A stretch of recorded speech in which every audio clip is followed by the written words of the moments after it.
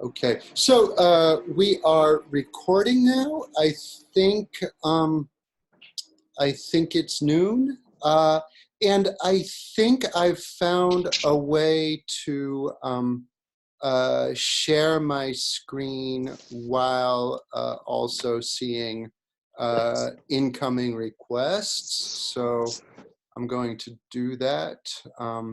Though, as usual, it is a bit bumpy for me at the beginning because I have to pay attention to admit requests. Be sure to turn off your mic if it's on and you've got ambient noise. Sorry, I'm having trouble admitting people. Must be so boring for people who turn this on YouTube, who watch this on YouTube afterwards and have to push through these first few minutes of this sort of technical hitches. All right, share desktop. We have a number of new people today, which is great. And if you're new, bear with us because, as usual, the beginning is somewhat bumpy. There we go. Okay, you can see the rough schedule, I hope.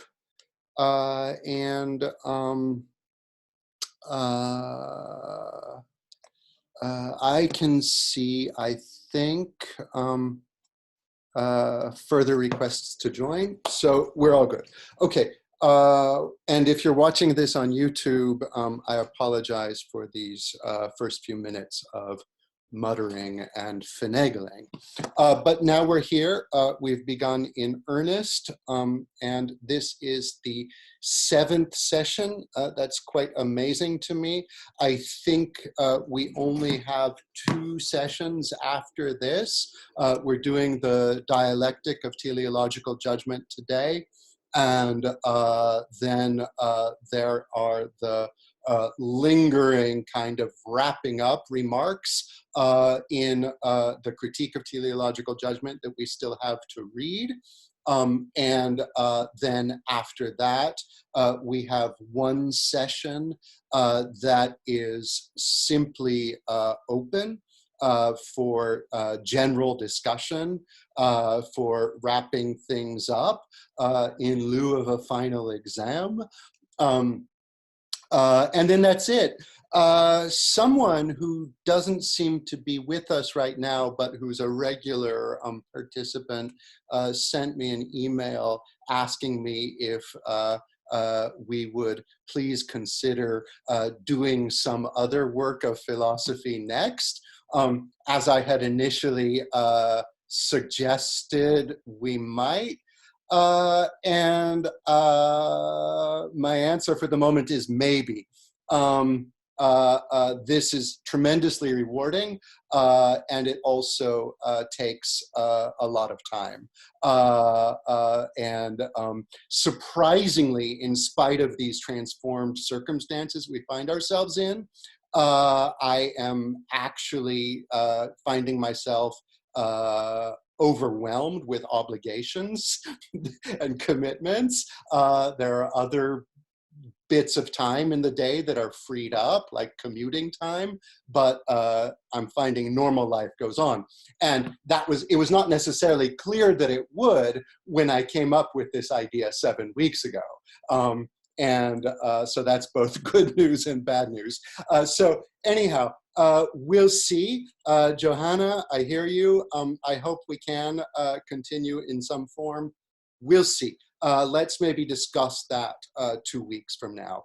Okay, so I guess if you are just now joining us, if you're here for the first time, I can't see everyone who's here, so I can't greet you individually. but I'm going to spare you the introductory comments and just kind of dive right in. It might be useful to know that we are using the Geyer translation, the Cambridge English edition of the Critique of the Power of Judgment. I've sent around, I'm somewhat ashamed to say, a pirated PDF of that to all of our participants. But if you have, I did that, weeks ago, but if you have it at home, it's even better. Okay, so today I wanted to say a few words about section 65 from the analytic of the teleological power of judgment, which I did not have time to fully flesh out a week ago. And then we're going to turn things over to my yet another example of someone in this group who's a former student and a current colleague, Christopher Noble, who is a professor of philosophy at the New College in Florida, and who wrote a wonderful dissertation a few years back on teleology in Leibniz. And I think is, like me, a sort of Leibniz to Kant sort of guy, unlike other people who tend to be more, say, Kant to Hegel, or, there are other ways of encountering Kant in terms of chronology and legacy. After that, until about 12:55, we're going to have discussion and questions for Chris. Please try to come up with questions for him. He'll appreciate them, and so will I. And then after that, for about 40 minutes, I want to just go back and do what I usually try to do, which is revisit some questions from the dialectic of teleological power of judgment, and then the last 25 minutes or so will be general discussion and questions. So please come with your questions. We need your input today. Okay, so section 65, which is, remember last time, we spent a good deal of effort trying to appreciate what for Kant is distinctive about what he calls an organized being. And we learned that organisiertes Wesen, organized being, is Kant's usual term for what we naively or in a kind of everyday way might describe as a living being. And that we also clarified that this term is coextensive, perhaps, with what the term organism came to mean in roughly the following 100 years or so, but that we should be careful when we're trying to speak like Kant to use his terminology and not call these things organisms. Organized being is a term of art for Kant, and it's somewhat important to respect it. One of the reasons why we're being naive or insufficiently Kantian, if we call these things living beings, is simply because the question of what life is unresolved for Kant as he's writing it. I mean, that's why he's writing it. So it assumes too much to analyze what is distinctive about a tree, for example, as Kant does, in presupposing that we understand what it means to call it a living being, right? We can be certain that it is an organized being. This is something that is, as it were, given to the understanding. We have a determinate concept of its organizedness, right? But if there's anything above and beyond that, that is life, or if living is characteristic of the matter of which it's composed, as would be the case for a dogmatic hylozoist, and we get the refutation of hylozoism today. These are things that at the outset, and even perhaps at the end of the critical engagement with what it is to be a tree, we might not be able to determine. And so to that extent, it's important that we not call a tree a living being, but an organized being, right? Okay, that's one point I wanted to go back over from last time. And I also wanted to kind of flag the issue of hylozoism, because later on today, and perhaps Chris will be talking about this, but later on today, we're going to get the rejection of dogmatic hylozoism alongside dogmatic theism, dogmatic Spinozism or fatalism, and dogmatic Epicureanism, or, if you will, accidentalism, right? These are the four dogmatic approaches to the working of nature that Kant's critical philosophy is intended to overcome. But that came up also last week. So this organization, a few more words about this, and this is a slide that I showed you from last week, from section 69, but that I didn't get an adequate opportunity to discuss. And this is an interest and a concern that, once again, is typical of people like me and Chris, who are operating in a Leibniz to Kant framework.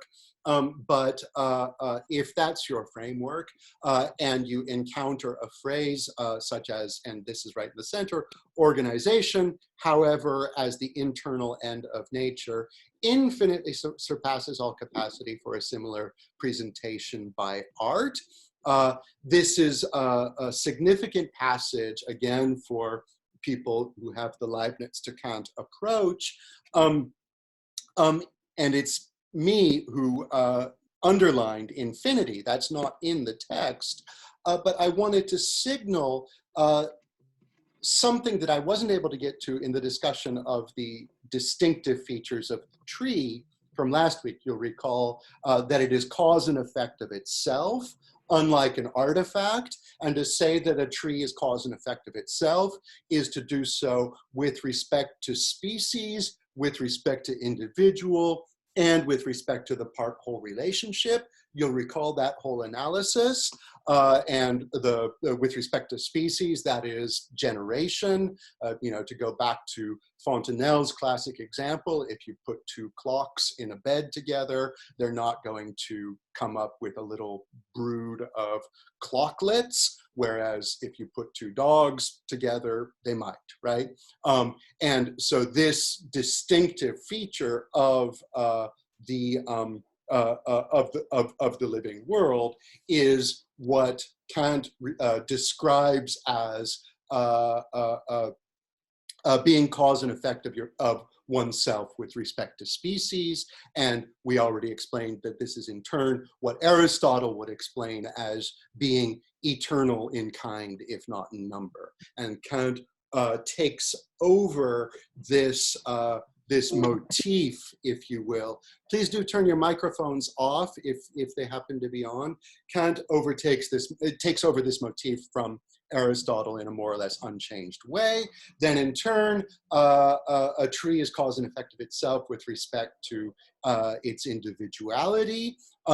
This is the motif of growth, which natural philosophers like Charlton, sorry, I said Charleston, it's Walter Charlton, Gassendian Epicurean philosopher of the 17th century, would describe growth as generation continued or perpetual self-generation, right? And this is what's at the root of Kant's distinction between wachsen and I forget the other one. It's like Größen vermehren or something like that. So the difference between growth on the one hand and and increase in quantity on the other hand, right? Growth is not mere increase in quantity, it is the individual being cause and effect of itself, right? And the third criterion, the part-whole relationship, where unlike in a clock, just like clocks can't have baby clocks, they're also different in that if you alter one of the gears, this isn't something that has an immediate, let's say, echo in the other gears, right? Whereas in a living system, nothing can be altered without an alteration of the whole. So this is a variation of the classical pars pro toto principle that is embodied paradigmatically by organized beings. Okay, that's just all kind of review. It's not in the slide that I'm showing you. One thing that I wanted to emphasize was that if you're Leibniz, the way you deal with the problem of the relationship and, if you will, the insurmountable kind of opposition between the living world, the natural world, what Kant would call organized beings on the one hand, and mechanical things, can't call them beings, or artifacts on the other hand, is, again, if you're Leibniz, to say that, well, the natural beings, the organized beings, like the trees, are a certain subset of mechanical beings, namely the mechanisms that God made, or to quote the title of my 2011 book, they're divine machines. And what is it to be a divine machine? Well, for Leibniz, it's to be infinitely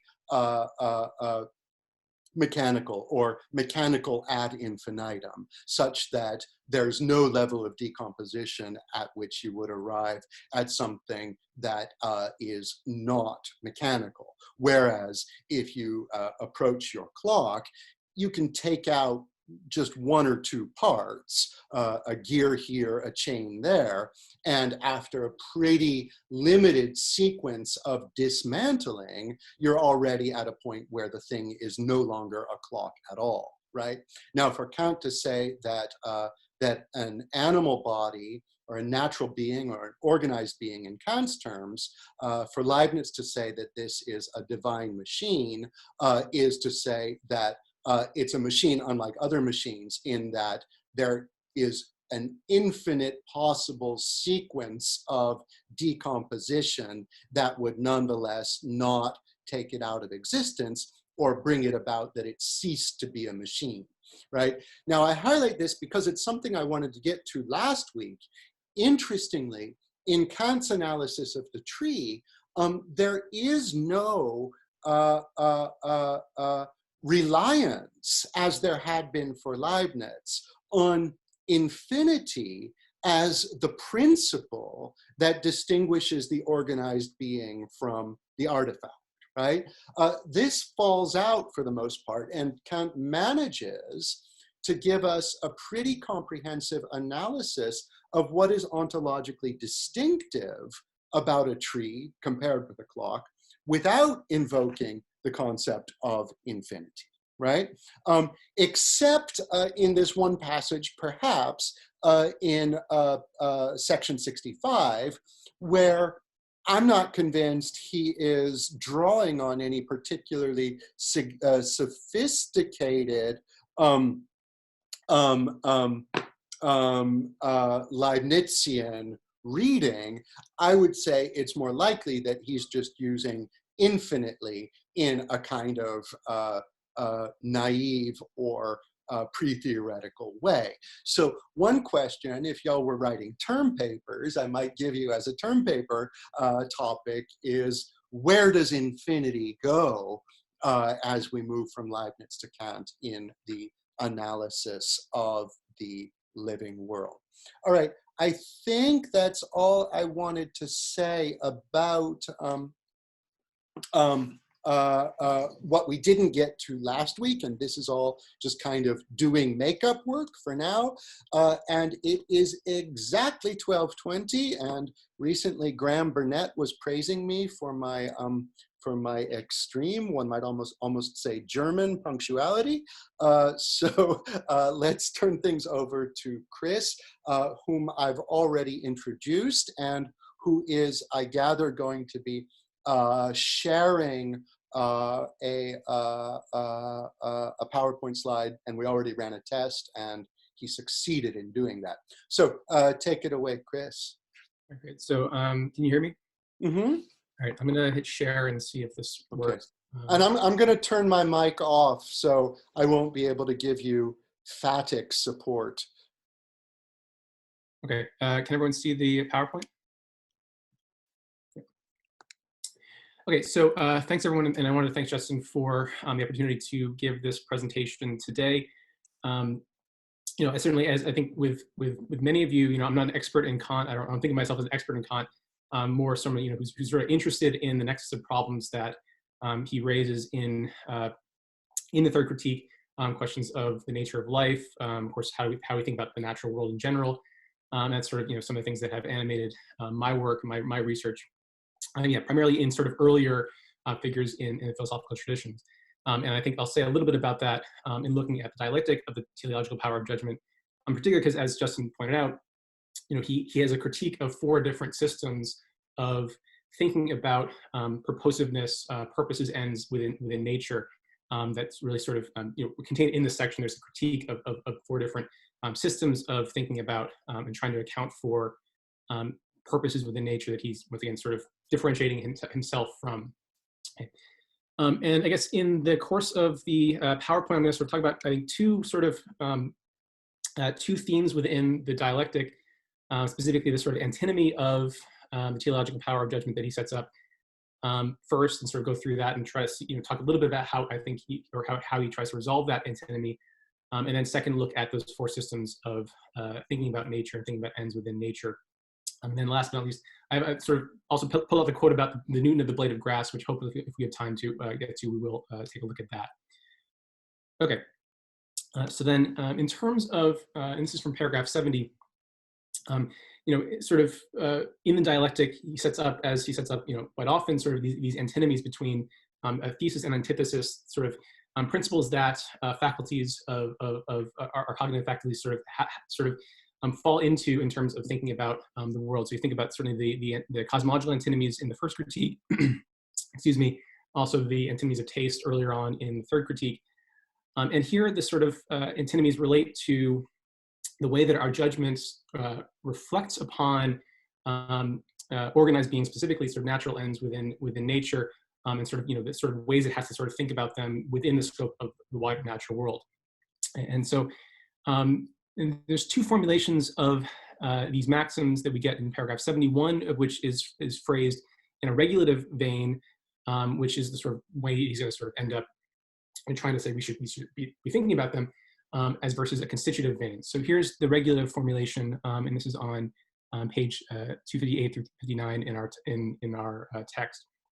So quote, "The first maxim of the power of judgment is the thesis, all generation of material things and their forms must be judged as possible in accordance with merely mechanical laws. The second maxim is the antithesis. Some products of material nature cannot be judged as possible according to merely mechanical laws. Judging them requires an entirely different law of causality, namely that of final causes." And that's certainly the, you know, the sort of cause of itself, natural end account that he's been giving of organized beings in the analytic. And so this regulative formulation, right, which is sort of couched in terms of our judgment, our reflection upon certain natural beings, is contrasted with a constitutive formulation, which sort of takes the sort of objective sort of standpoint with respect to the existence of ends within nature.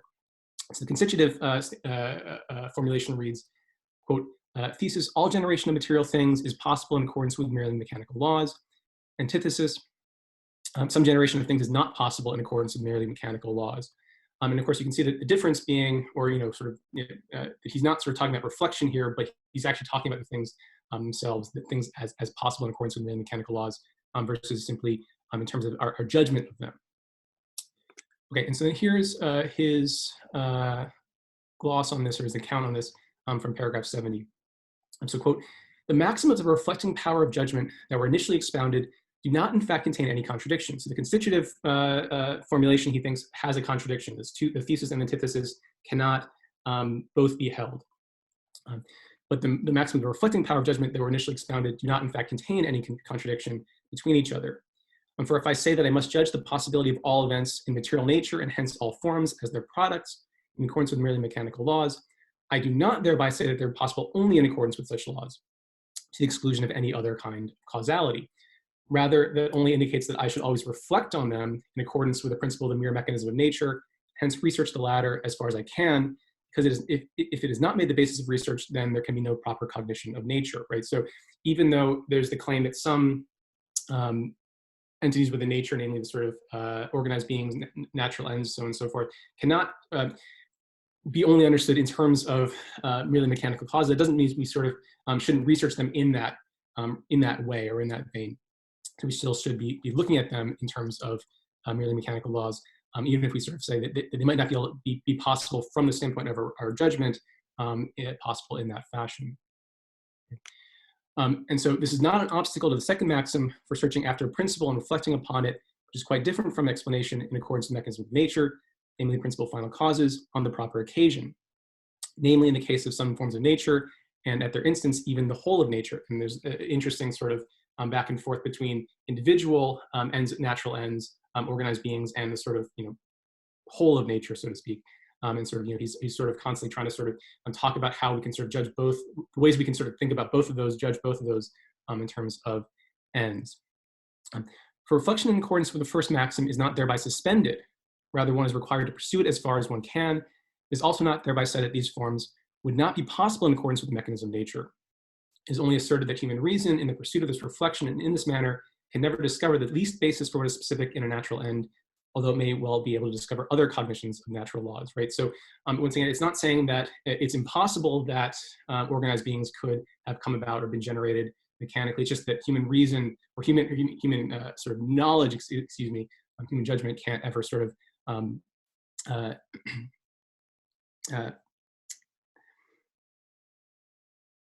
discover the least basis for what is specific in natural end, as he puts it. Sort of can't really ever sort of get at the sort of root of all of that directly.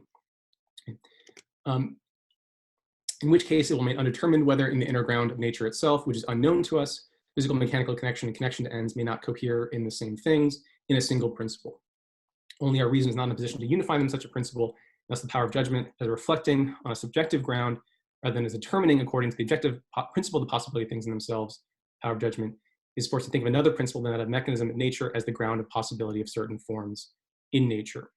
And so once again, if we're sort of thinking about how a tree is possible, we can't ever sort of understand how, or unify in a sort of single way, the sort of conjunction of mechanical causality and sort of final causality or teleology. And so, but nevertheless, in terms of reflecting upon it, we have to therefore assume something like the possibility is coming about in virtue of ends or sort of final causality. Right? But of course, the sort of key here is that Kant thinks you can sort of these don't sort of pose a contradiction to one another, because we're not saying that it's only possible in a sort of categorical fashion in virtue of final causality. Just once again, with respect to how we are to judge them in thinking about them. Okay, so that's the antinomy of teleological judgment, and once again, the sort of way that he's sort of saying, well, as long as we sort of think about final causality, natural ends, in relation to our reflective judgment, as opposed to sort of thinking that in constitutive or determining fashion, then we're okay. We don't fall into contradiction. Okay. Now I'm going to turn to, and this is from paragraph 73, what's in the four systems of what he calls the techniques of nature. Right, so these are the four ways that he thinks philosophers have attempted to think about, understand, or perhaps explain away, in some sense, our teleological judgments of natural ends. Right? And he distinguishes here between idealism, which he says sort of these ends are unintentional; they come about without any sort of conscious choice or sort of deliberation, versus realism, in which there's intentional act which actually places an end within nature in a sort of real fashion. Okay. And so this idealism of purposiveness, and I always mean objective purposiveness here, is now either that of the accidentality or the fatality of determination of nature in the purposive form of its products. So within idealism, in which ends are unintentionally brought about within the natural world, distinguishes between accidental and fatal ways that those ends could be unintentionally produced. The first principle concerns the relation of matter to the physical ground of its form, namely the laws of motion. The second concerns the hyperphysical ground of matter and the whole of nature. The system of accidentality, which is ascribed to Epicurus or Democritus, is, if taken literally, so obviously absurd that it need not detain us, right? So the sort of accidental way that ends sort of brought about by chance, by sort of Epicurean chance. He clearly thinks that's just not sort of a viable sort of option. This sort of doesn't make sense in any way of how ends could sort of come about, and so he just thinks that we can sort of reject this very quickly. So that relates to, once again, laws of motion sort of bringing about through chance processes something like natural ends or organized beings. Okay. By contrast, the system of fatality, of which, interestingly, Spinoza is made the author, although it is to all appearance much older, which appeals to something supersensible, to where insight therefore does not reach, is not so easy to refute, since this concept of the original being is not intelligible at all. So, sort of the Spinozistic equation of God with nature, as it's not in the first place sort of intelligible. But this much is clear, that on the system, the connection of ends in the world must be assumed to be unintentional because it is derived from original being, but not from its understanding, right? So in other words, the Spinozistic God isn't sort of thinking about conceiving the structure of these beings and then sort of placing them within nature, but just sort of unfolding from its sort of necessary nature these forms. So not from its understanding, hence not from any intention on its part, but from that necessity of its nature and the unity of the world flowing from that. Hence the fatalism of purposiveness is at the same time an idealism of that. And I guess I just want to take a minute or two to talk a little bit about this term idealism that Kant's using here, because I think there's I don't know, there's 18 million different ways of reading Spinoza, but I think one way that many people sort of want to read Spinoza is as a materialist, right? And why is this sort of term idealism being applied here to Spinoza and the sort of system of nature that Kant ascribes to Spinoza?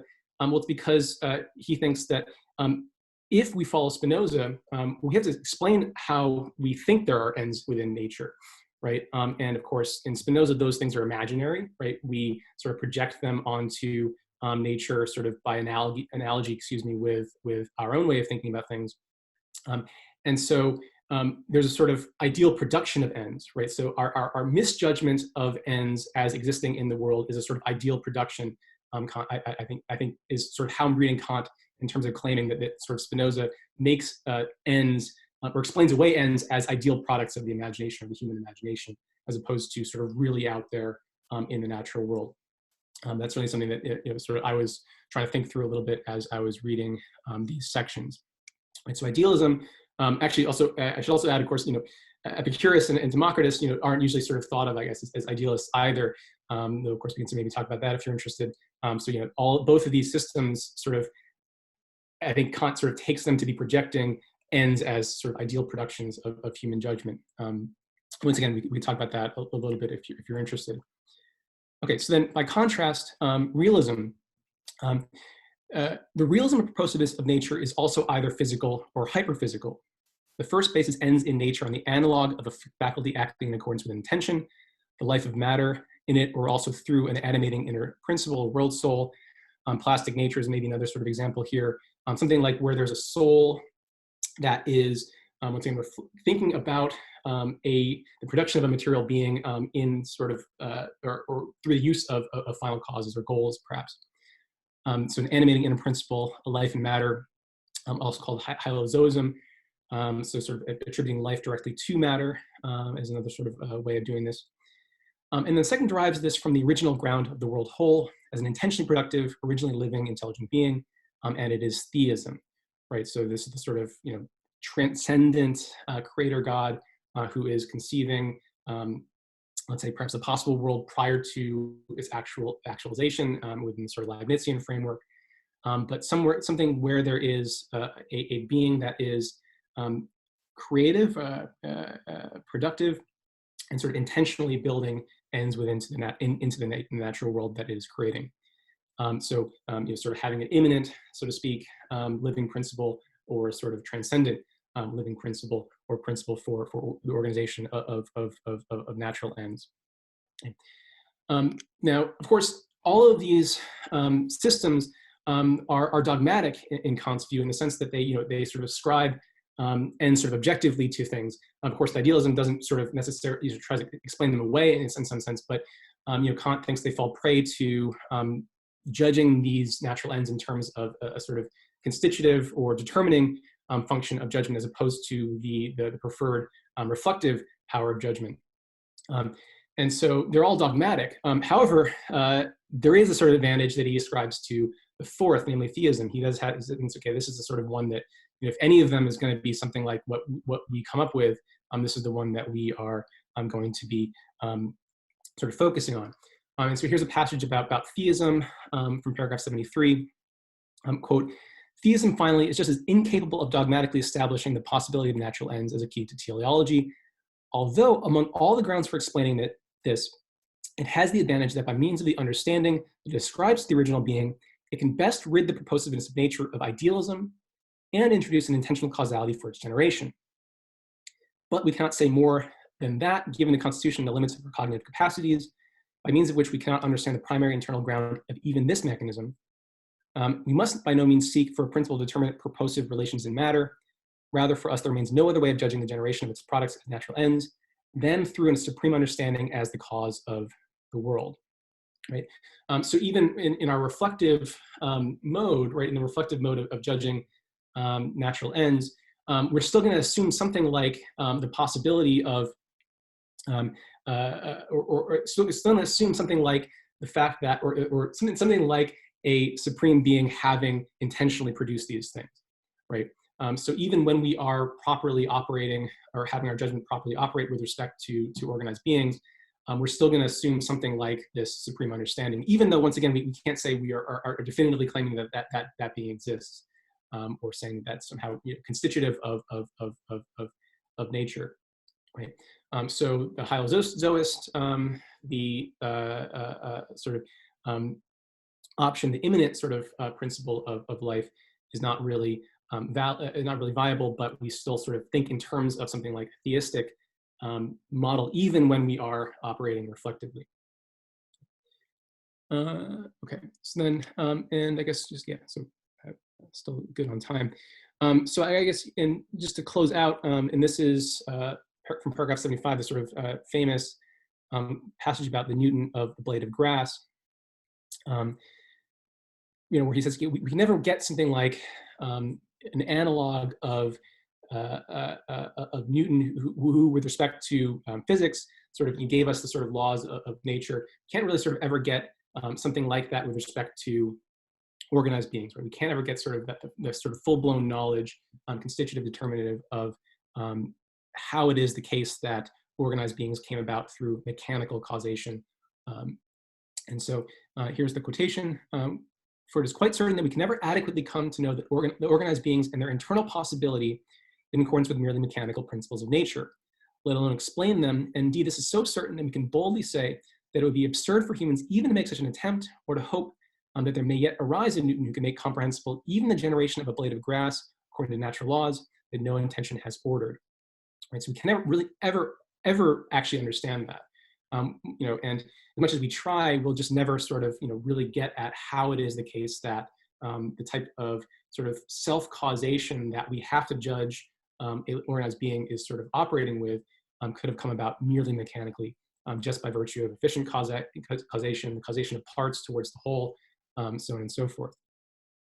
Rather, we must absolutely deny this insight to human beings, but for us to judge in turn that even if we could penetrate to the principle of nature in the specification of its universal laws known to us, there could lie hidden no ground sufficient for the possibility of organized beings without the assumption of an intention underlying their generation, that would also be presumptuous. For how could we know that, right? So we can't also ever say that, we could ever prove that. We have to assume something like the conscious intention at the basis of the generation of natural ends, right? So, and I guess, I'm curious what we think. I'm curious what we make of this, right? But, there is this sense in which, he is committed to the claim that a tree or a blade of grass or, any other sort of organized being, we can't understand how they could be possible by virtue just of the sort of constitutive mechanical causation that is part and parcel of our cognition and our understanding. And so, he is committed to that claim, right? But of course, that doesn't mean we shouldn't stop trying, even if it is sort of in vain, to really understand those things. And you can identify more and more mechanisms. Perhaps the deeper and deeper we go, the more sophisticated our biological knowledge of living beings becomes, or organized beings, excuse me, becomes. But we can't ever sort of really fully understand, he thinks, how it is they came about through natural processes. And so we have to sort of think as if there is something like a conscious theistic intention bringing about that organization within nature, even though we can't sort of ever conclusively also at the same time attribute the generation of a plant to that intention or that consciousness, right? And so I guess that's sort of, things that, I guess, the major themes that I wanted to pick out of the dialectic. Certainly hope that was clear. And, as Justin has sort of pointed out, it's, sort of, you feel like you're talking to the void here. So I do, hope that was once again clear, and welcome your questions. Wow, thank you so much, Chris. Can you all hear me now? Yeah. Yeah, so applause to Chris, or even just virtual applause. One comment, not about the content yet, but about your final, very revealing remark. It is somewhat disarming to feel like you're talking into the void. And one thing that I didn't maybe mention before that that would have been helpful for our speakers as well as for me is to strongly consider, this isn't mandatory, but to strongly consider not being a lurker. That is, if you think you are presentable, and there's no reason to hide, then we encourage you to have your video on, right? And again, it's not mandatory, and this is the first time I've said it, but it just dawned on me as Chris was speaking, and I was looking at a majority of black boxes rather than faces, that one of the ways to not feel like you're speaking into the void is to see people's faces. Okay, so that's all I had to say about that. And let me just say that that was a fantastic presentation. And I think it's one of these presentations that that makes my work a bit strange, because all I can do now is go back over the material that you've already presented and give it to y'all a second time, but perhaps in a way that fills out what you've already said in a very crystalline way. So I had a few questions, and I'm also reading a few questions here. I see Graham had a question about the Newton of the blade of grass. And maybe it would be interesting to start with that for Chris, so we can move on to other questions that other people might have as well. You'll recall I mentioned this passage, the passage where Kant evokes the Newton of the blade of grass already, I think, in our first session, as a kind of trailer or sneak preview of what's to come. And I highlighted this as one of the, so to speak, signature passages of the critique. And I recall asking a question as well at the time that I'd now like to ask again to Chris, having engaged with this passage, is, was Kant, first of all, right about this? And second of all, is this claim that there could be no Newton for the blade of grass simply a claim about the state of empirical science circa 1790? such that now that we have CRISPR and other technologies that can literally treat the protein sequences that make up an individual living being as if they were gears in a clock, and can shift them around and take some out and put some other ones back in, and so on, with the result that the animal becomes a different sort of animal, right? So in a sense, even if there wasn't one Newton, there were perhaps several. Clearly, wouldn't you think we're now at a point where we can determine that Kant was simply empirically wrong? It just took a lot longer. Or on the other hand, perhaps we might want to say, no, that's a dogmatic, in Kant's sense, that's a dogmatic claim that it was simply a question of the state of empirical science circa 1790, because when Kant says there can be no Newton for the blade of grass, he is talking about the kind of cognitive parameters in which we human beings apprehend organized beings, in contrast with the way we apprehend artifacts. And certainly empirical science also fleshes this out in interesting ways. We know that, there are these fascinating experiments with, 6-month-old newborns and tracking their eyes. We know that they already have different intuitions about the sort of being a living being is, as opposed to the sort of being a stone is. So that's fleshed out too. So I guess empirical science, it would seem, isn't going to resolve the issue, but maybe we can get some input from you, and maybe your input on this question will also start to answer Graham's question: where does Kant's certainty come from concerning our inability to arrive at a Newton-like understanding of living things? Yeah, that is very much my question as well. Yeah. Yeah, yeah, I think that's I guess for me, the sort of the $1,000,000 question with someone like Kant. I think, in Kant, the way I read him at any rate, he's sort of that gap between, let's say, or the potential sort of, gap between something like the empirical state of scientific knowledge versus the sort of transcendental fundamental principles or possibilities of human cognition. I think, I guess one way one thing I often think about with Kant is that it seems like he wants to sort of fix what humans can think sort of at a certain level of empirical sort of knowledge, right? So in other words, there's certain scientific paradigms that exist within his time, and he says, okay, those just happen to sort of, match up with something like what our cognition is sort of capable of doing, right? And I guess one of the sort of interesting things about the third critique is it sort of really pushes at that sort of limit, right? And specifically when it comes to natural ends. So that's one question I always have with Kant, is he sort of illicitly sort of, trying to sort of limit what we can know, sort of, or sort of identify what, let's say, empirical science knows with what, at his time, with what sort of basic fundamental transcendental sort of cognitive principles might be. But I guess, the way I don't have an intelligent answer to this, other than pointing, of course, to people like Darwin as sort of, possibilities here. But I guess one way of maybe thinking about the question that I want to sort of, work through myself is, whether or not we want to say something like there's a fundamentally different type of causality that's operative within organized beings versus sort of non-organized beings, sort of, between inorganic matter, so to speak, and organic matter, right?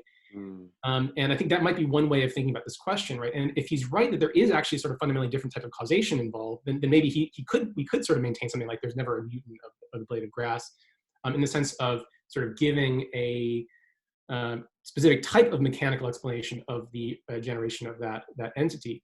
And so, that might be one way of reframing the question, right? Do we actually think there is a fundamentally different type of causation involved? Because Kant clearly thinks there is, even though we can't sort of constitutively or determinatively know that. And so, I guess, of course, then, we can think about that. That might be one way of thinking about things like what Justin just brought up with, certain types of techniques that we have of manipulating genetic material or whatever, whatever form of sort of artificial production of life might take. Are we actually sort of operating a different type of causation. And once again, I think, if we sort of say yes there, then maybe we could never have perhaps a Newton of the blade of grass, even if we could have something like a different type of understanding even of how that thing's possible. So that might be one way of reframing or sort of tweaking the question a little bit. Yeah. I think that sounds absolutely right. That's my that would be my response as well. Are there other questions? Oh, go ahead, Chris. Yeah. I guess just real quick, it just came to me as well, but I think part of also the answer is the way his very easy rejection of something like Epicureanism or unintentional sort of idealistic systems of nature here, right? Where he seems that this is not sort of a viable sort of explanation for how natural ends come about. And that I think is tied up with his commitment to them being sort of having a different type of causation, this sort of that self causation. But of course, that might be another point to sort of push back on Kant. Yeah. Whitney, did you want to jump in? Yeah. So everything that Chris has said so far on this has completely resonated with me, and I just wanted to make maybe like a stylistic observation.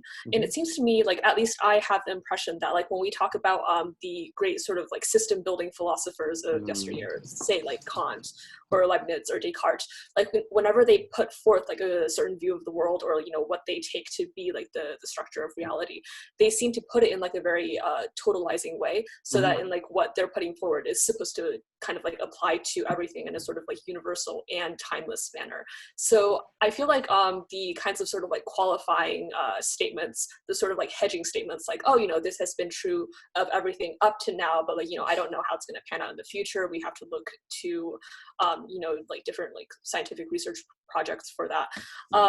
At least like I feel that has only become common in maybe like the past century or so, and it's definitely does not seem to be like a stylistic characteristic of kind of people who think in like sort of big sort of system building ways. I mean, that's just. Can I jump in about that's super interesting, because one good kind of point of reference for your observation within Kant's work is the Prolegomena to any future metaphysics, which Kant wrote as a, so to speak, critique of pure reason for dummies. Well, not really, but I mean, it was kind of like trying to make the first critique more palatable by approaching it from so to speak, the opposite direction, and in a more summary fashion. Now, what Kant says there, and it's really compelling, and it's also a variation on the Newton for the blade of grass comment, is that what's up with metaphysics, basically? What's the deal with metaphysics? We're just spinning our wheels. And he says something to the effect that 100 or 150 years ago, one might have reasonably continued to expect that we could experience for metaphysics the sort of leaps and bounds that say mathematical physics was starting to experience in the 17th century, right? But now, late 18th century, we're not experiencing that. We're just saying X, no, not X, Y, no, not Y, and we're getting these dogmatic antinomies. And for that reason, Kant wants to say, whatever the limitations we are experiencing are limitations that are not contingent upon the state of science at the moment. And so for that reason, what is required is a systematic spelling out of what these limitations are, right? So to that extent, I think the no Newton for the blade of grass claim is something that really is a product of Kant reflecting on the state of science, but also reflecting on what a reflection on the state of science is not going to yield up, right? Does that make sense? Yeah. Kind of very similar to like what Chris was saying earlier about him being more interested in, I guess, like the conditions of possibility of any sort of that kind of research rather than like the current state of things. Yeah. Chris, did you want to jump in on that? Yeah, I mean, one bit of it I think is the way that sort of contingency of natural ends for Kant, right? That there's a certain sense in which sort of natural causation is sort of unfolds necessarily, right? We can sort of understand why that is in virtue of our transcendental sort of conditions of cognition. And then we get this sort of very strange thing that seems like it's contingent, right? It's not necessary that these things could sort of exist in the way that they do. And so I think that's I think one important bit that is coming through this section. And I didn't pick out some specific passages about that in the presentation, but I think it's really worth sort of thinking about why he thinks certain types of causation are necessary and sort of obtained to everything versus okay, there's these weird pockets within nature that sort of operate in different registers. And I think that's one part of the puzzle here. Jonathan and Catherine both point out some pretty interesting kind of backstory to this line in the third critique. Jonathan points out that in the universal history, Kant also invokes Newton and presents himself as the Kepler for the Newton to come. And then this is also the treatise, if I'm following this comment correctly, where we learned that there will never be an explanation for the formation of a caterpillar. And so these are long, 1755 is an extremely pre-critical, could that be right? Is it that early? Absolutely. Yeah, okay. It says science can explain the formation of the whole cosmos. No problem. It's really simple. Just a few Newtonian principles and you have it. But never a caterpillar. And so that doesn't surprise me. I mean, it surprises me that it's so early, but it surprises me more what Jonathan points out, the stuff about describing the kind of Kepler, like John the Baptist sort of function for the coming Newton. That's really cool. Chris, did you have anything to say? Chris? No. Okay.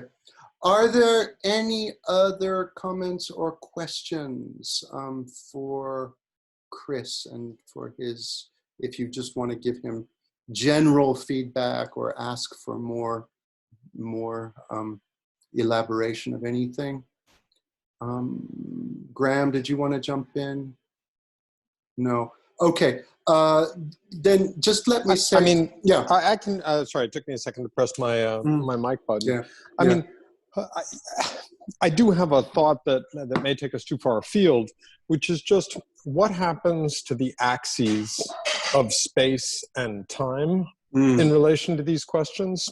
It isn't quite right to say that Newton was the Newton of what Newton was the Newton of, because he explained space. It isn't quite right, but it isn't exactly fully wrong either. And certainly one of the things that one sees in the early 19th century in the sciences of nature is a desperate desire to account for the radical deepening of the time of the universe. And I have, I mean, one sees in the Cuvier-Geoffroy debates of the early 19th century, somebody like Geoffroy Saint-Hilaire also thinking, hey, I'm the Newton of time, in a way that Newton was the Newton of space, meaning deep space, the cosmos, but the time of history, in a sense, of the historicity of Earth,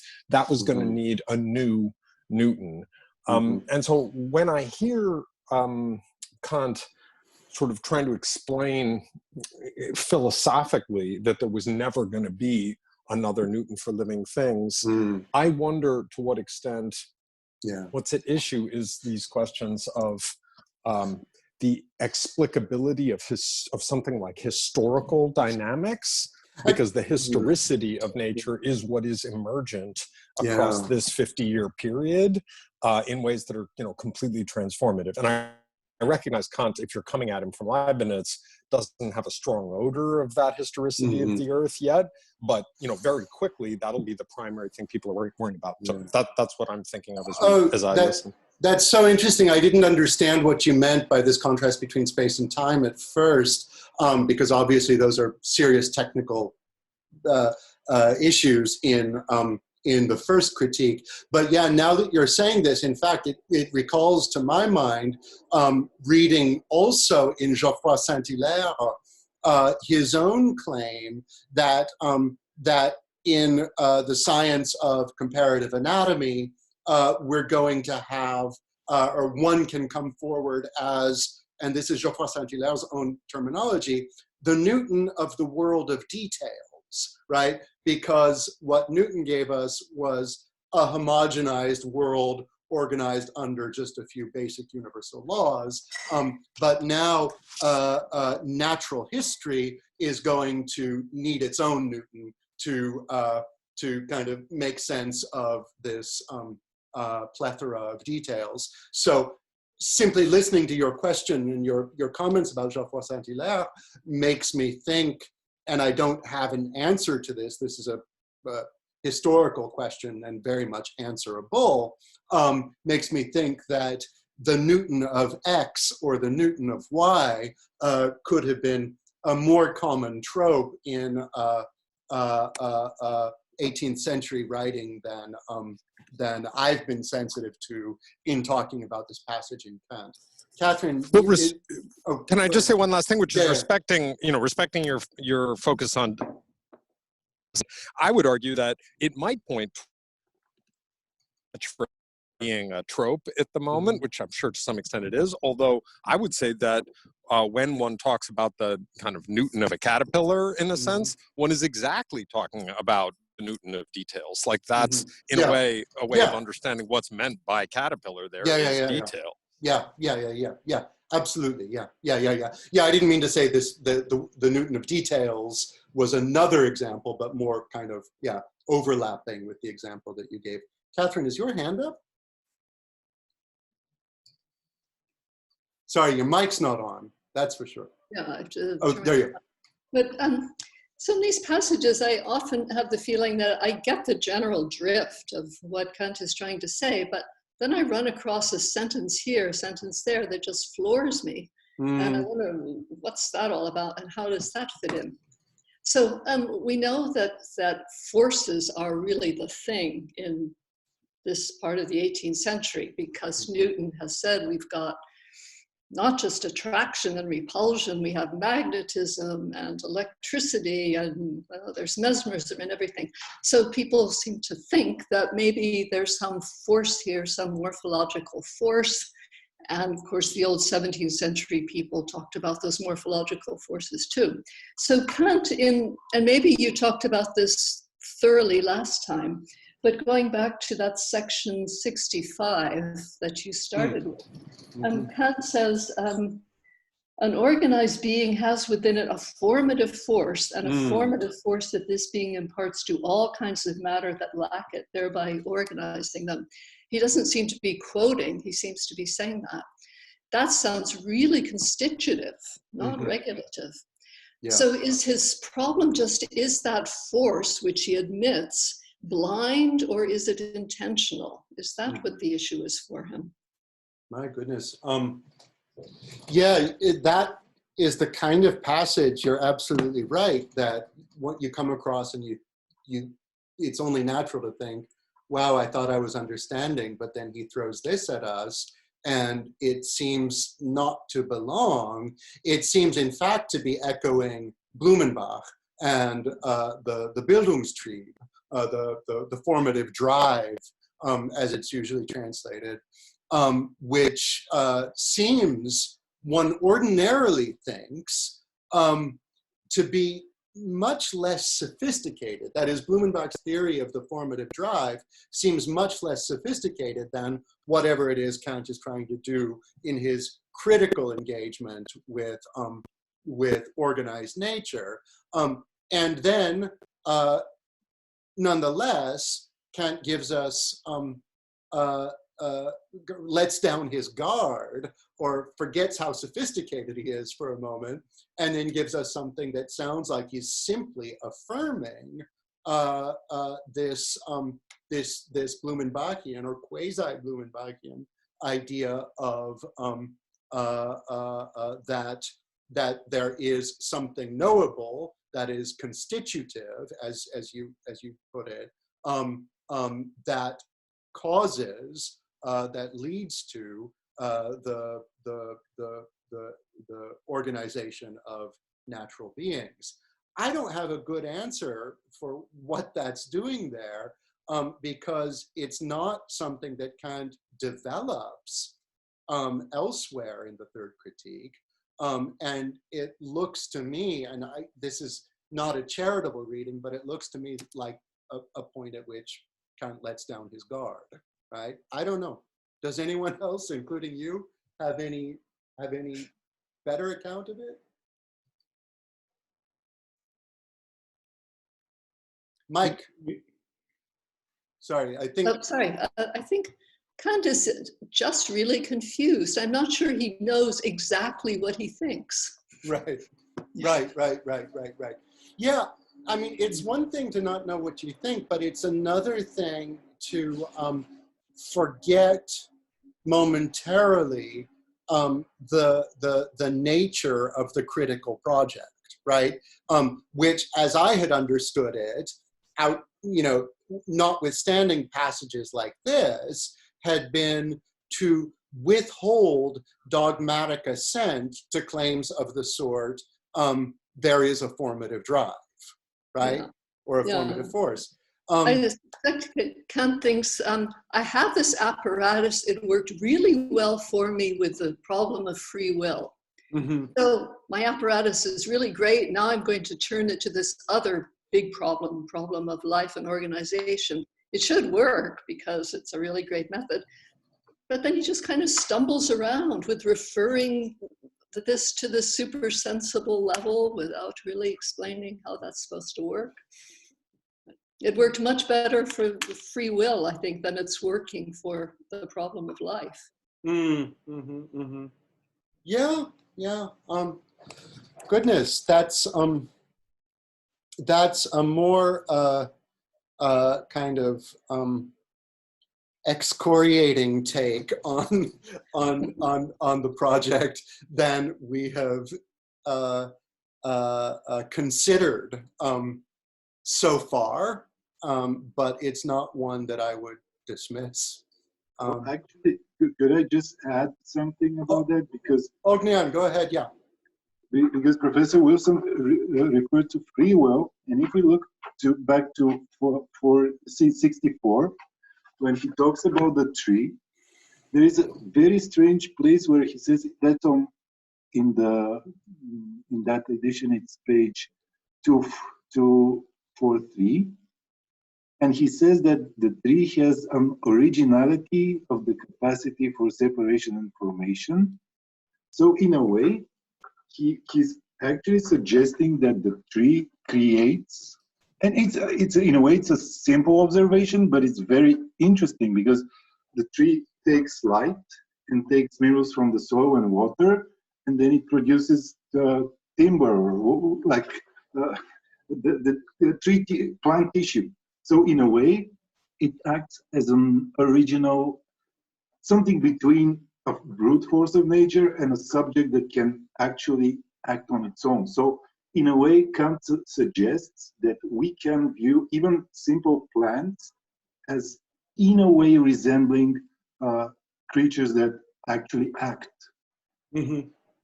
So I think there might be something there, but he actually doesn't develop that analogy much further. Mm-hmm. So this is a way then of bringing the question of living beings and the question of free will closer together. Yep. Against Catherine's suggestion that. Well, actually, I'm taking up the suggestion, just trying to like fit that with Kant's text. Mm-hmm, mm-hmm. Yeah, that's interesting. I'd like to reread those passages. Mm-hmm, mm-hmm, mm-hmm, mm-hmm. Yeah. Chris, did you have anything to add? I guess I could go back quickly to, I think, something I heard in I believe, Grant's question, if that would be of interest. So I guess, thinking about the sort of space and time question, I mean, I think, it doesn't seem like it's really sort of very present in the third critique. So talking about how, the sort of, course judgments about relations between sort of universals and particulars, and sort of all the sort of conceptual questions going on in terms of, how it is that an organized being can emerge. But I think, yeah, it's certainly, I guess I don't have, well, I mean, I had to revisit some of the passages in the first critique about cause and effect, but of course the sort of mechanical causation that he is sort of committed to at the sort of transcendental level is tied up with his account of time, right?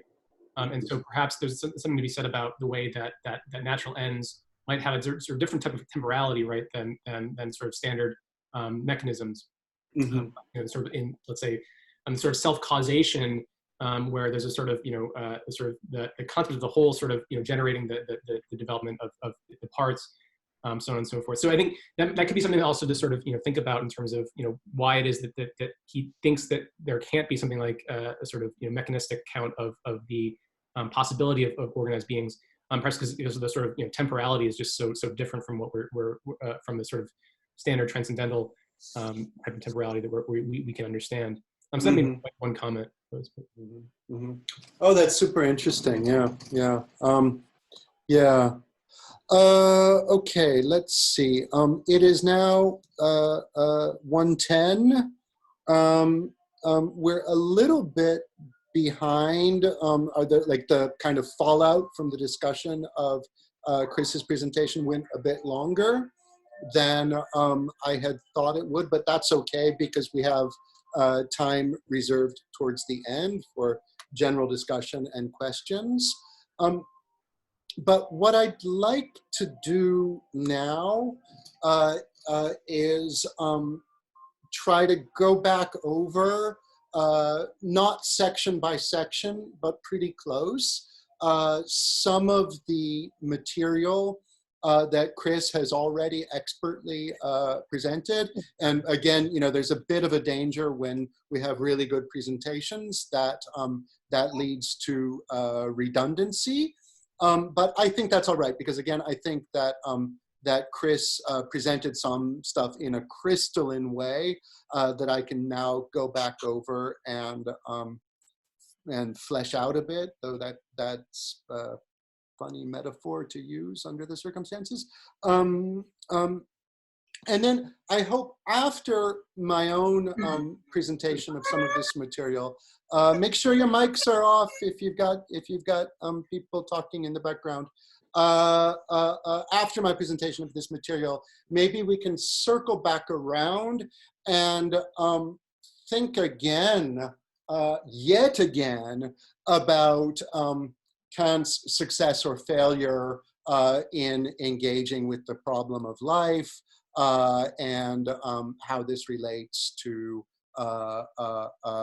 the other dimensions of the critical project, and engaging with, say, free will, and also, finally, the question of Newton, whether there could ever be a Newton for the blade of grass. We'll hit that question one more time.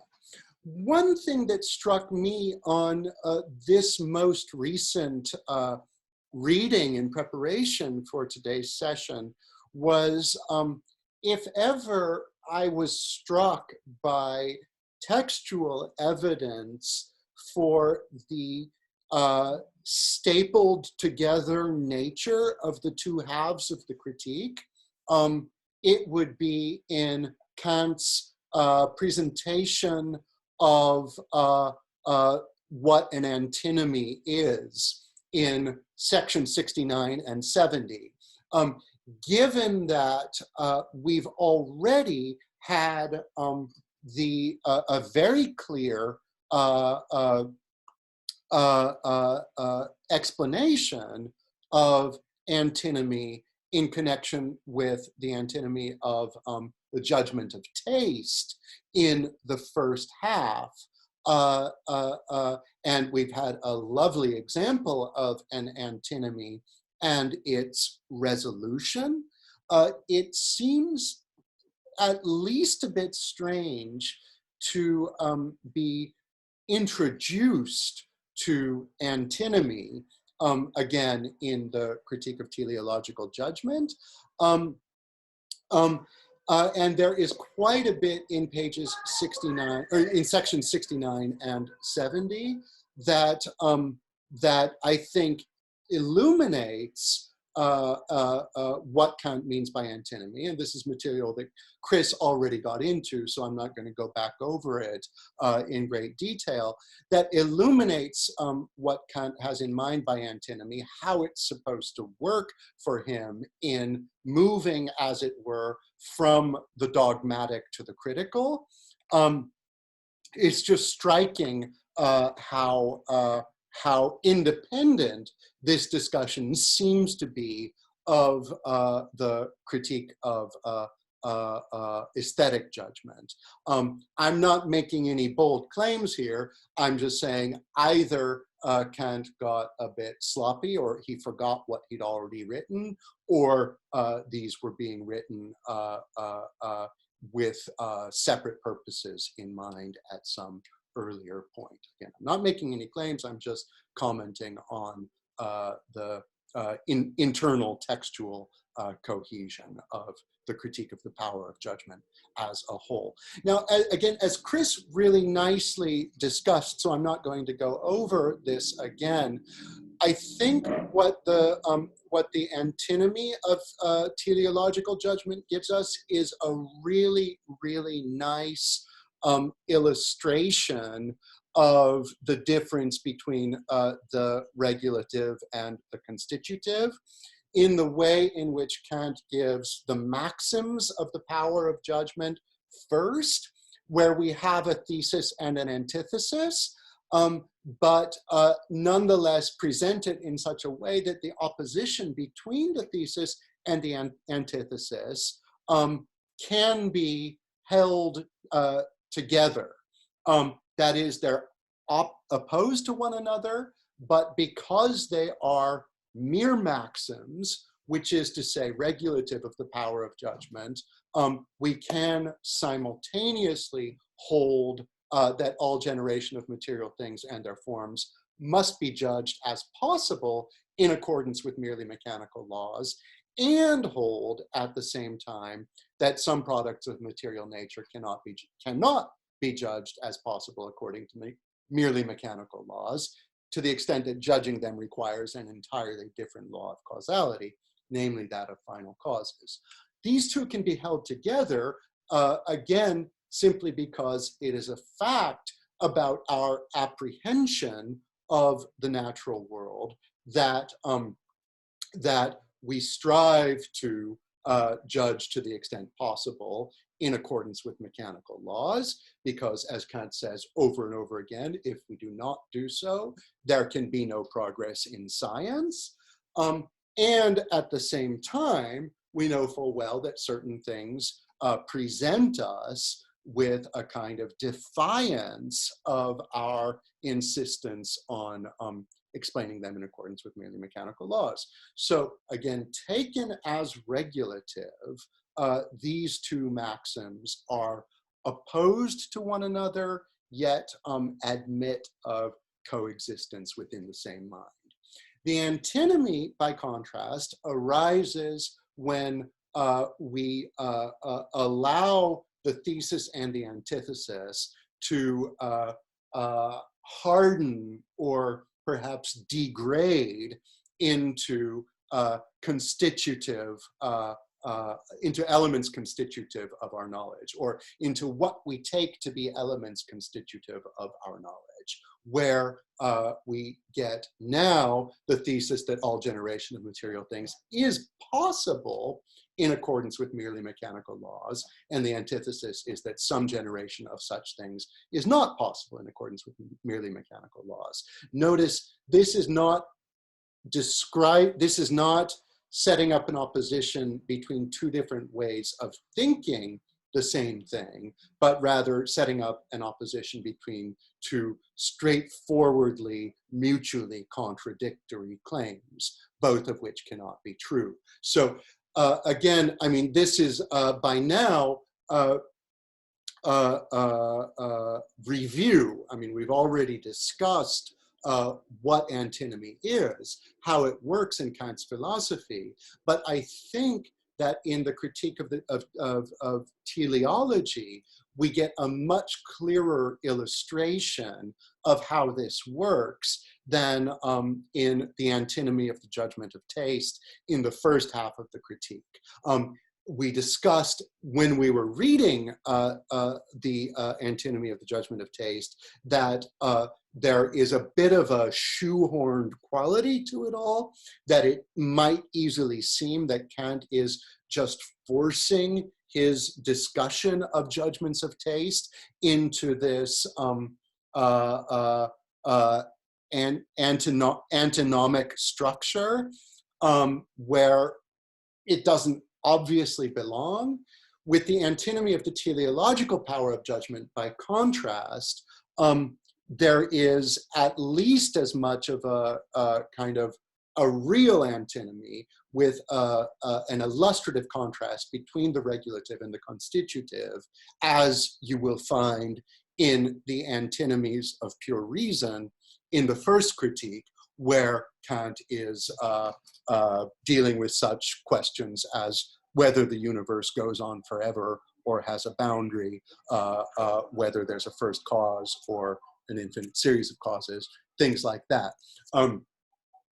Here as there, here as in the critique of pure reason, we get a clear example of the way Kant wants to move beyond constitutive judgments of such mutually contradictory claims in order to move out of the impasse of dogmatic philosophy.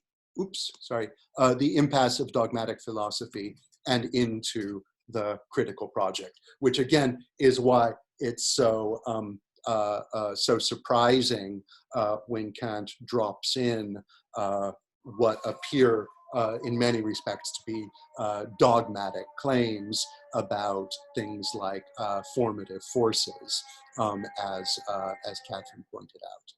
All right. So moving on, I wanted to devote some time to a technical term. And by the way, I think I can, okay, now I see some of you. Someone send me a quick chat comment that says like, hey, or a thumbs up or something like that. Can you do that? Okay, okay. I just wanted to see. Now I see it. Thank you to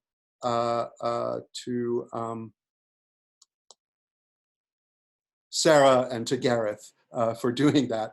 I asked for that because I am kind of just talking away, but that doesn't mean that you shouldn't interrupt me if you have comments or questions or objections.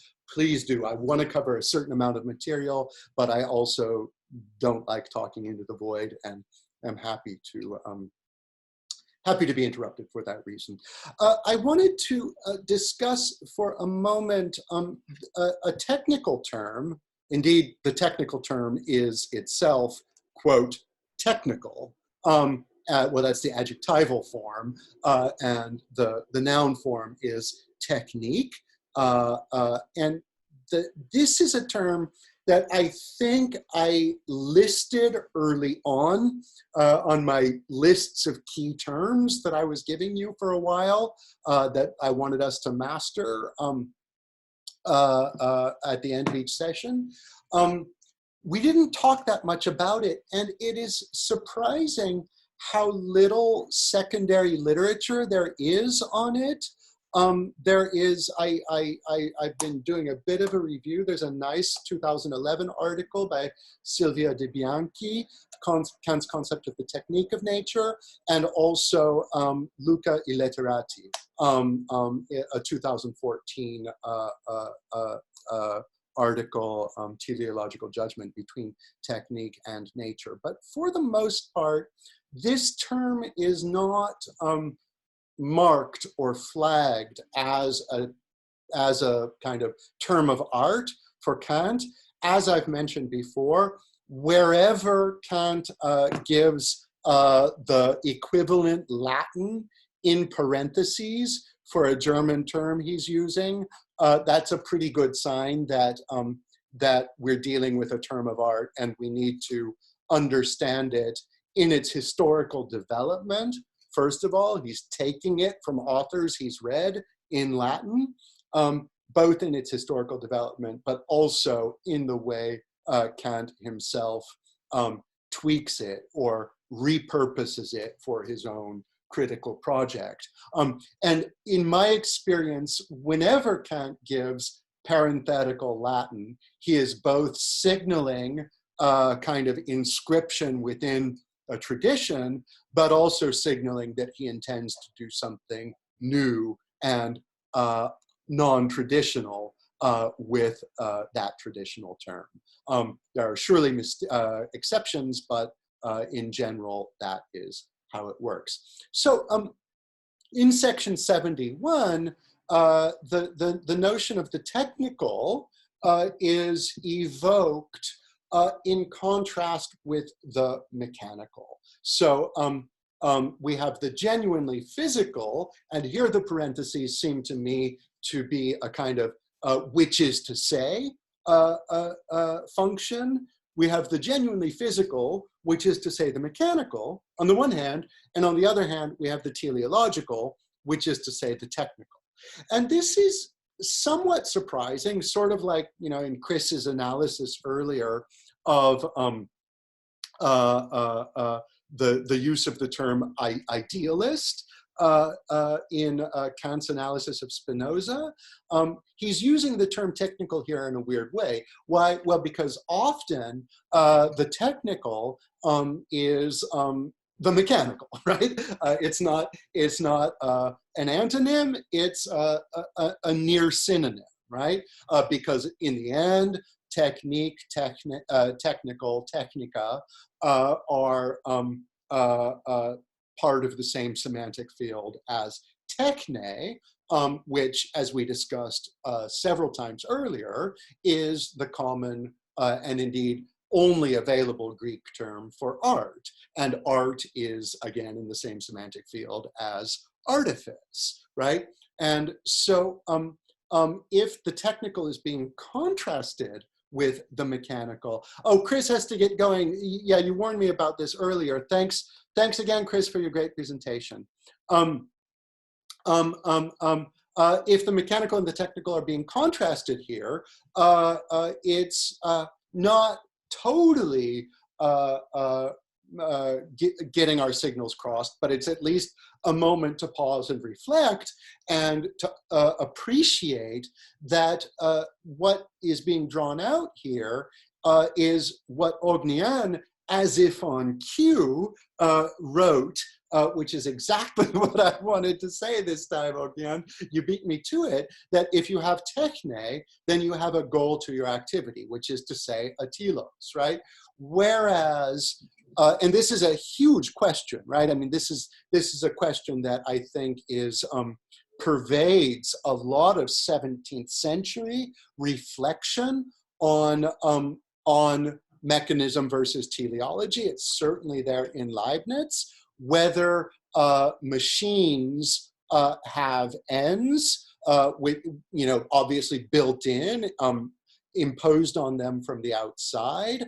But if we agree that machines have ends, then we can see that, you know, there are in effect two different ways of thinking about a machine. One is that, you know, the dials on the clock are pointing at certain numbers because the gears are, as it were, forcing them to do so. And the other is that the dials on the clock are pointing at numbers because the end of the machine in question is to tell the time. So what Kant wants to point out here is simply that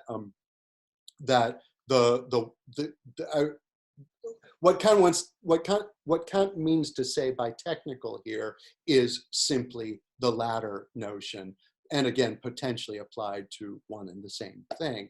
So I just wanted to point out also that back in section 61, so something we read a while ago, we get the introduction, we get an introduction of the notion of technique. Kant writes there, we conceive of nature as technical through its own capacity, whereas if we did not ascribe such an agency to it, we would have to represent its causality as a blind mechanism. So here we're contrasting once again the mechanical and the technical, but sharpening the mechanical here as well by calling it blind, in contrast with the technical, which is given agency. So the technique of nature is something like a particular intention or design that nature appears to use in the pursuit of its ends, even if, again, these invocations of things like the formative force notwithstanding, even if Kant generally approaches the idea of the technique of nature as an idea, that is to say, as a concept of reason, because the concept of an end in nature is a concept of reason. All right, so I just wanted to flag that as an issue. And again, there's a very small amount of secondary literature on the topic of technique in Kant that you can easily master if this is something that interests you. In addition to I Letterati and De Bianchi, I've also read Rolf Peter Horstmann. So it is a scholarly question, but one that could yet be further developed.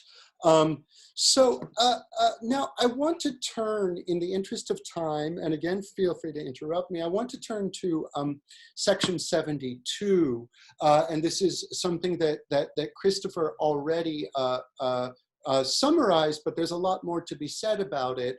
The systems for the explanation of nature, as Kant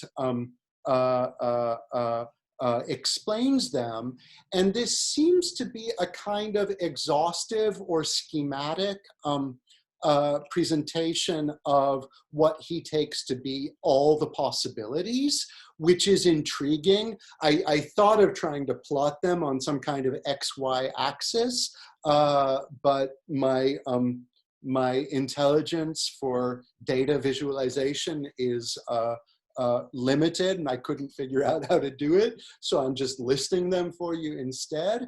But the way Kant summarizes this material gives the impression of a kind of exhausting of all the possibilities, which is something that Kant likes to do. And getting back to a comment of Whitney's from earlier, it's this kind of exhaustive account of all the possibilities that really justifies our claim that Kant, if anyone is to count, is a systematic philosopher, right? It's this sort of thing that we have in mind.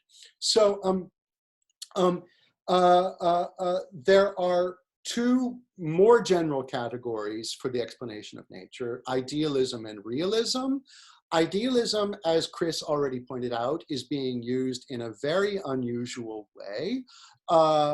And just as Chris pointed out, there are 18 million different ways of interpreting Spinoza's philosophy. There are also nearly that many meanings of idealism. And some of the meanings of idealism indeed apply to Kant's philosophy itself.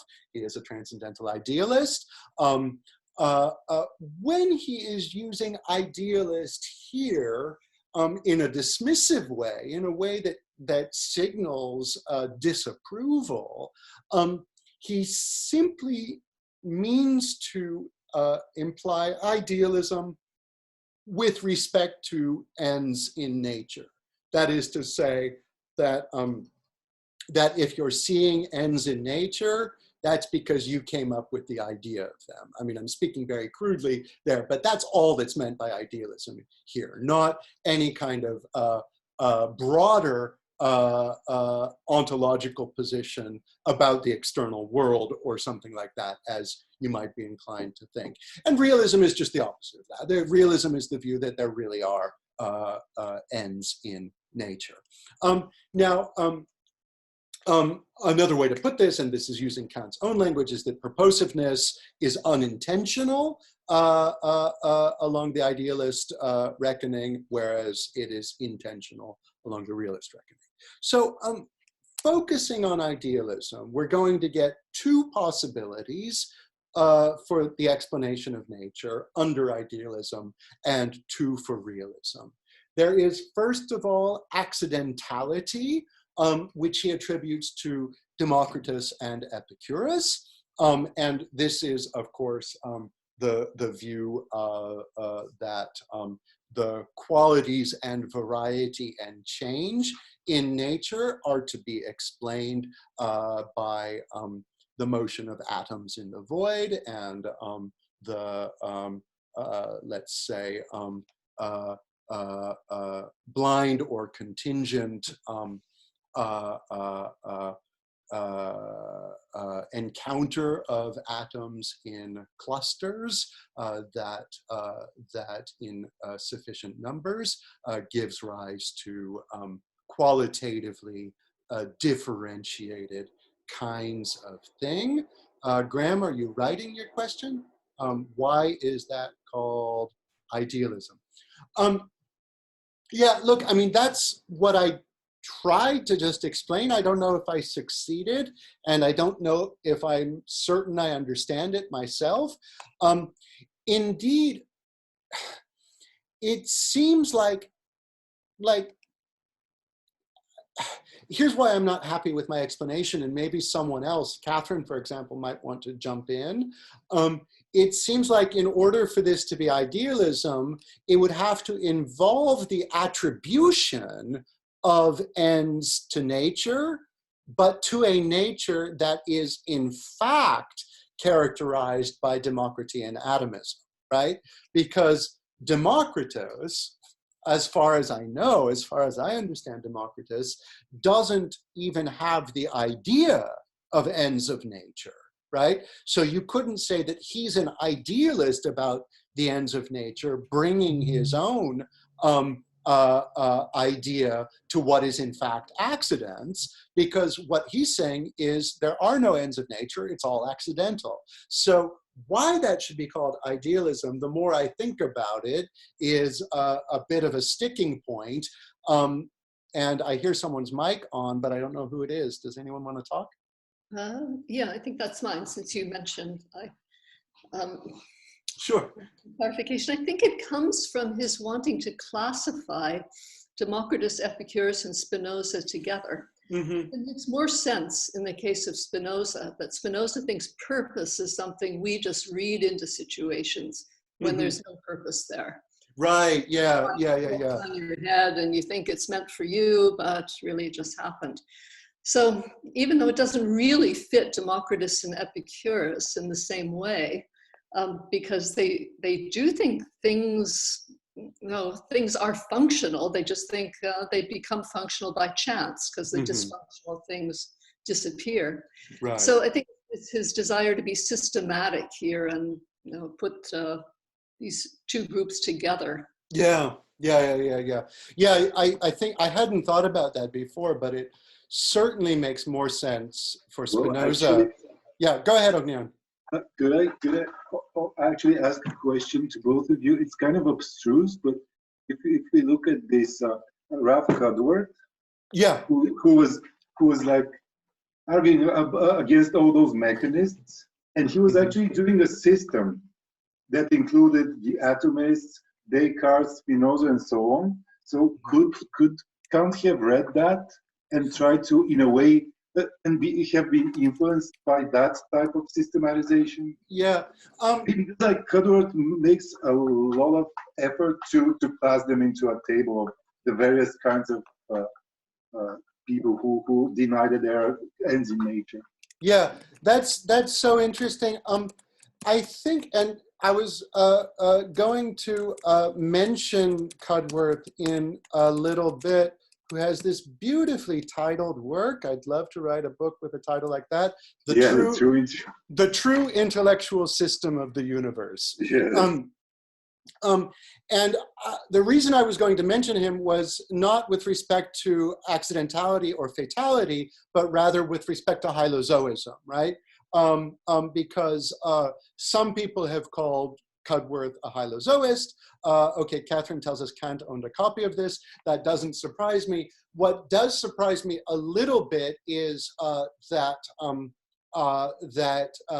Kant does not mention Cudworth in his quadripartition of the systems for the explanation of nature.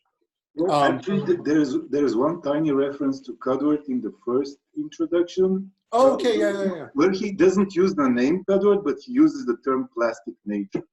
Yeah. That's certainly Cudworthian. But it seems like it would make more sense to bring it up in the discussion of hylozoism. So Ognian, do you want to say then that Kant is modeling his own four-part analysis of the systems of nature on Cudworth?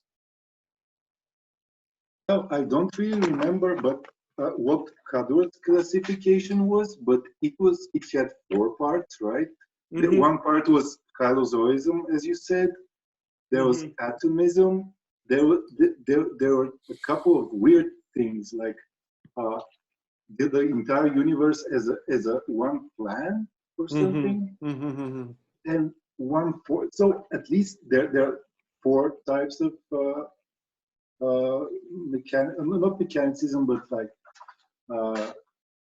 denial that there are ends in nature. So in a way, and they go 2 by 2, but they're not divided into idealism and realism. So there's some analogy. Right. But You're right. Just arguing there's some like direct influences. Yeah, sure. Yeah, that's really interesting, and I think certainly that there could be a lot of potential in studying the. And actually, the names are because Cudworth is referring to Spinoza and the Asian atomists, so the same names crop up. Yeah. Of course. I mean, maybe someone else will want to say something more about this, and certainly other people know a lot more about this than I do, but in the context of the Berlin Enlightenment and radiating out to Königsberg and late 18th century Germany in general, and to some extent late 18th century in France with the publication of the Encyclopédie article on Spinozism, Spinoza was reduced to, as it were, not a placeholder, but the name for a certain kind of dangerous position that one should avoid taking up. And a lot of the nuance of Spinoza's philosophy gets gutted. So to describe Spinoza as the fatalist philosopher, as the representative of the fatalist position, is, in part Kant trying to stake out a position against a position, and then he just kind of gives a name to it. But also, I think Catherine says something interesting, which is that in this case, again, in contrast with the case of atomism, you have Spinoza, in effect, saying that, people believe in purposes in nature, even if ultimately they aren't there. So it's Spinoza attributing the idealism in the specialized sense, and Kant then not saying that Spinoza himself is an idealist, but that Spinoza is giving an idealistic account of where our belief in purposes in nature comes from, right? Does that make sense? That's kind of a looping back to answer Graham's question from a little while ago. All right, I'm just going to move on in the interest of time and fill out the rest of this diagram. Those are the two quote idealist positions. Then there are two realist positions, one of which we've already invoked. Hylozoism is the term that Kant uses that is sometimes associated with the philosophy of Cudworth himself, which is simply the view that matter itself is alive. So where does life come from? How is it that we have this special additional je ne sais quoi that supervenes on matter? Well, what the hylozoists say is there is no additional special something that supervenes on some matter. Rather, this is I'm trying to avoid philosophically loaded terms like quality or property. Let me just say property, even if that might entail some further problems. A hylozoist would say there is no supervenient additional property, life that supervenes in some matter. Rather, matter qua matter is itself alive, right? So this solves all sorts of problems. And in a way, in connection with this four-part exhaustion of the various systems for the explanation of nature, what it says is you don't need an external real principle to account for how natural organized beings move towards ends, and you also don't need to imagine that it's just us coming up with the ends, as Spinoza says. Rather, it's simply something intrinsic to matter. So once you have it laid out in that way, it's not so surprising that the final view, the second possible realist view, is the one that says that the ends are imposed externally, which is pretty much the same thing as to say theism, right? Where do the ends of things in nature come from? Well, if hylozoism is false and they don't come from within the things themselves, then they come from the external divine creator who is not part of the world, but on whom the world is entirely responsible, who kind of in the creation imbued the world with various ends. Now, Kant's summary of these four possible positions in a tiny little note in section 72, I think says it all in the most economical and, to my mind, ingenious way possible. We have, in effect, four possibilities: lifeless matter, which is to say atomism; lifeless God, which is to say fatalism; living matter, which is to say hylozoism; or living God, which is to say theism. And, you know, in a sense, like if you just stop and meditate on the meaning of each of those four possibilities, you really do get the sense that, oh yeah, this does exhaust it, right? There is no other possible point of view. But Whitney obviously asks the important question: are all of these meant to be mutually exclusive? Yes. My short answer is yes.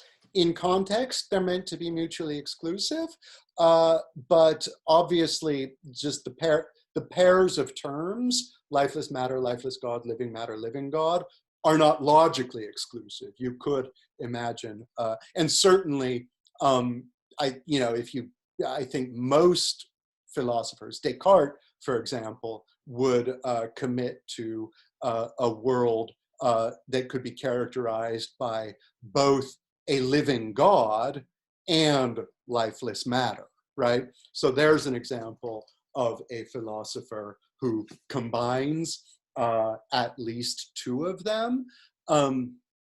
Cudworth probably believes in both a living God and living matter. So that's interesting to think about. And so thanks for pointing that out, Whitney, or for asking that question. They're not mutually exclusive by definition, but Kant is trying to exhaust all of the possibilities in a way that makes them mutually exclusive within his schema. Ognian, did you want to say something about Cudworth's division? Well, actually, I'll just type it in the chat for it will be easier. Oh, okay, okay, don't worry. Actually, yeah, I'll just say that he's against living matter, but he's he has like this ideal principle of life. So yeah, for him, matter is not living, but yeah, God imparts. Okay. right. Okay, thank you. Yeah. That's something that I will definitely be reading up on as well. All right, I'm not going to have time to run through all 4 of these refutations in section 73, but after giving us the schema of the 4 possibilities: lifeless matter, lifeless God, living matter, or living God, in the following section 73, he gives us I don't want to say refutations of each, but in effect, as he puts it with, I think a very lovely way, in his argument against Spinozism, in all 4 cases, he's in effect arguing that the ism in question does not accomplish what it wants, right? And therefore leaves us at a dead end. Maybe it would be most interesting, the way he puts it with respect to hylozoism, hylozoism does not accomplish what it promises. So maybe it would be most interesting, because this is the one we have been talking about most consistently, and in the interest of time, we're almost out of time, so we'll just focus on the refutation of hylozoism, and maybe we'll loop back around next time and say a few words also about the arguments against Epicureanism, Spinozism, and theism. So the possibility of a living matter, the concept of which contains a contradiction, because lifelessness, inertia, constitutes its essential characteristic. Oh, let me just pause there. I mean, this is so significant, right? I mean, no one prior to, well, I don't want to say no one, but in general, prior to the 17th century, prior to Descartes in particular, it would not have been at all obvious to say that living matter is a contradiction in terms. Descartes famously and significantly insists that matter is in its very nature, by definition, passive, which is to say, has no active force at all in it. And if it's moving, Descartes thinks that's only because God is preserving a fixed quantity of motion in the world. So that's Descartes' innovation, and a lot of people after this dispute it. Leibniz disputes it. Newton, in a way, disputes it, and it's disputed in kind of the classical mechanical physics. Nonetheless, for Kant's purposes here, he takes it that matter is definitionally inert, right? And therefore that living matter is a contradiction in terms, can't even be conceived. The possibility of an animated matter and of the whole of nature as an animal can be used at all only insofar as it is revealed to us for the sake of an hypothesis of purposiveness in nature at large, in experience, in the organization of nature in the small, but its possibility can by no means be understood a priori. There must therefore be a circle in the explanation if one would derive the purposiveness of nature in organized beings from the life of matter, and in turn is not acquainted with this life otherwise than in organized beings, and thus cannot form any concept of its possibility without experience of them. Hylozoism thus does not accomplish what it promises, right? So it's a fundamentally circular way of going about things by saying that matter is living. What do we take to be living? Well, let's look, for example, at an organized being, such as a tree or a dog, and we say like that. And then if you say, well, what is it to be like that? The only thing you can do is kind of like evoke the properties of the tree or the dog, but that doesn't, give us any constitutive knowledge, which we could then extend to nature as a whole. Therefore, it's circular. It's a false start. It does not accomplish what it promises. And the refutations of Spinozism, theism, and Epicureanism are just as interesting, but in the interest of time, I wanted to stop myself there and apologize for not being able to get to everything from the reading today. To see, first of all, if there are any questions. Now's the opportunity to ask any last questions about today's reading.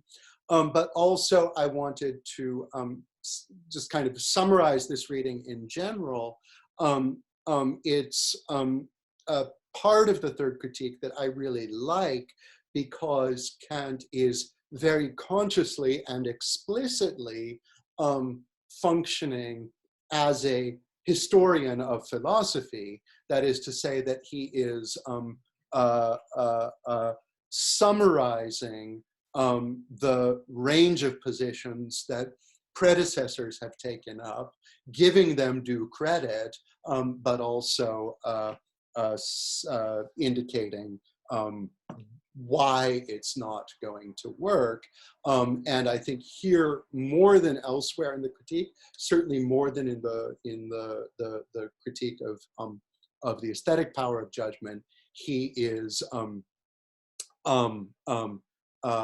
positioning himself explicitly in relation to others in a way that is refreshing to see from him. And also just the kind of the elegance and kind of convincing exhaustiveness of his representations of the systems of nature, I think is really wonderful. All right, so I don't see anyone jumping up in the chats or with hands. I see one new message. And I can't scroll down to it. So just a second here. Minor aside. This is John Klobitsky writes, this is structurally similar to worries about panpsychism as an answer to problems in philosophy of mind. Oh, yes, of course. Yeah. We have these days the debate in contemporary philosophy, Galen Strawson and others about panpsychism that is, I think, in contemporary analytic philosophy, in any case, the debate with the most third critique style resonances that I could think of. Catherine jumps in. The hylozoist that Kant has in mind is probably Maupertuis, who has Particles with Perception and Appetite. Kant owns that book too. That's wonderful. John, did Kant know about Anne Conway? Surely. I can't think of a passage where he mentions her directly, but I would also say with a pretty high degree of certainty that he also knows how important Conway is for Leibniz. but that's just off the cuff. Thank you everyone for joining us. It's been wonderful. Thank you especially to Catherine for your input, and to Graham and to Chris and John and Ognian and everyone who jumps in, to Whitney, of course. I really appreciate all the input, and we'll see you next week. Thanks for coming, and have a great week.